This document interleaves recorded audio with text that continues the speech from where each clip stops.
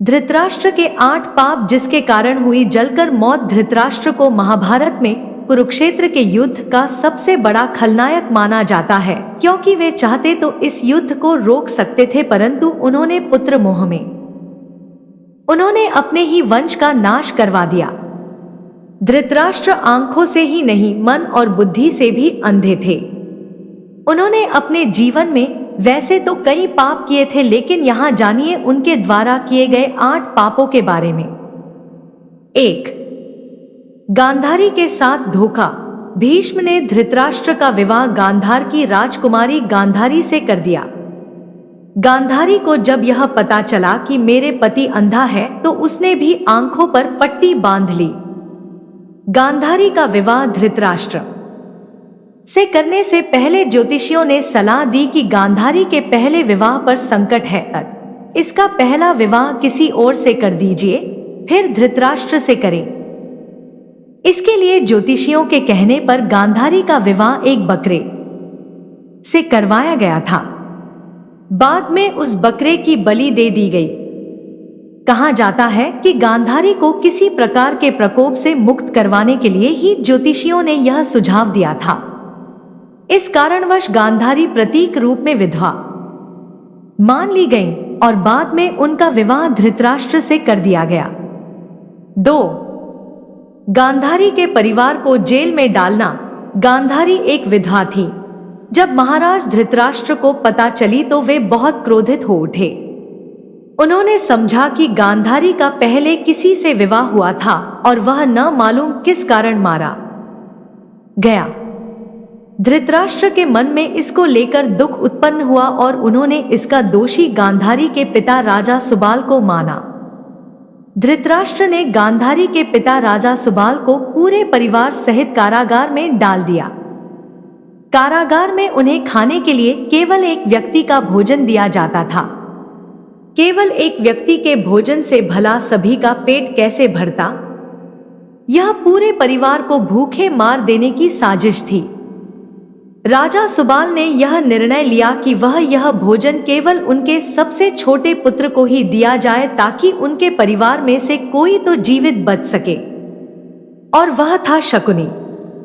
यह भी कहा जाता है कि विवाह के समय गांधारी के साथ उनका भाई शकुनी और आयु में बड़ी उनकी एक सखी हस्तिनापुर आई थी और दोनों ही यहीं रह गए थे।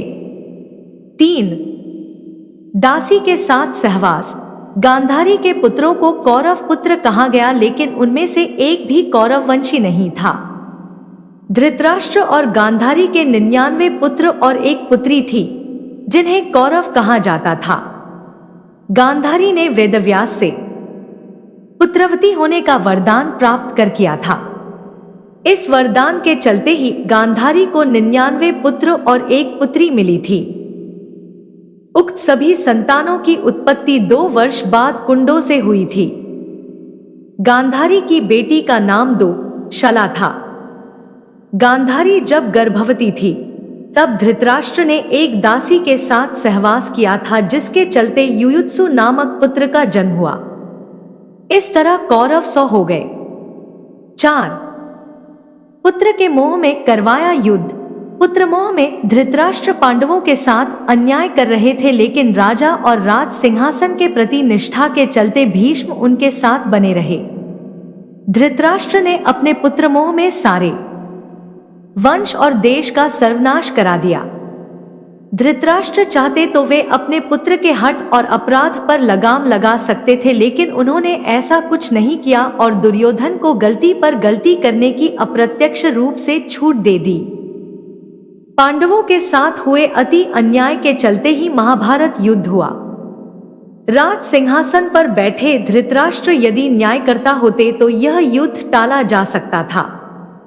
विदुर ने कई बार धृतराष्ट्र को नीति और अनीति के बारे में बताया, लेकिन धृतराष्ट्र ने जानबूझकर विदुर की बातों को नजरअंदाज किया। 5. चीरहरण के समय धृतराष्ट्र का चुप रहना। द्रौपदी के चीरहरण के समय भी भीष्म और धृतराष्ट्र चुप रहे और इसी के चलते भगवान कृष्ण को महाभारत युद्ध में कौरवों के खिलाफ खड़े होने का फैसला करना पड़ा। चीरहरण महाभारत की ऐसी घटना थी जिसके चलते पांडवों के मन में कौरवों के प्रति नफरत का भाव स्थायी हो गया। यह एक ऐसी घटना थी जिसके चलते प्रतिशोध की आग में सभी चल रहे थे। 6. अधर्म का साथ दिया। वयोवृद्ध और ज्ञानी होने के बावजूद धृतराष्ट्र के मुंह से कभी न्यायसंगत बात नहीं निकली। पुत्रमोह में उन्होंने कभी गांधारी की न्यायोचित बात पर ध्यान नहीं दिया। गांधारी के अलावा संजय भी उनको न्यायोचित बातों से अवगत कराकर राज्य और धर्म के हितों की बात बताता था, लेकिन वे संजय की बातों को नहीं मानते थे।